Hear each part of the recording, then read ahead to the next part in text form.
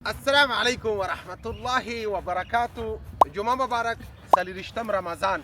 الله رب العزت دې قبول کړي. د یوې کورنۍ موادو قیمت 4,409 افغانۍ. الله رب العزت دې زموږ او ستاسو ټول مرستې، عبادتونه، کومکونه په خپل دربار کې قبول کړي. Assalamu alaikum, liebe Brüder und Schwestern. Ich freue mich sehr, dass ich heute beim Atawalfar Foundation bin.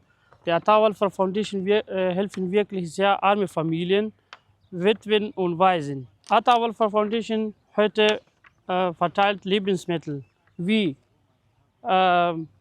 Mehl, Zucker, Bohnen, Linsen, Waschmittel, Salz, Tee, Reis und so weiter. Die armen Familien, die Witwen, Waisenfamilien sind beim Atawalfar Foundation registriert und diese gesamte Packung kostet 4.409 Afghani, wird bei den bedürftigen Familien verteilt. Ich danke an alle Helferinnen und Spenderinnen, die die wichtige Arbeit möglich machen.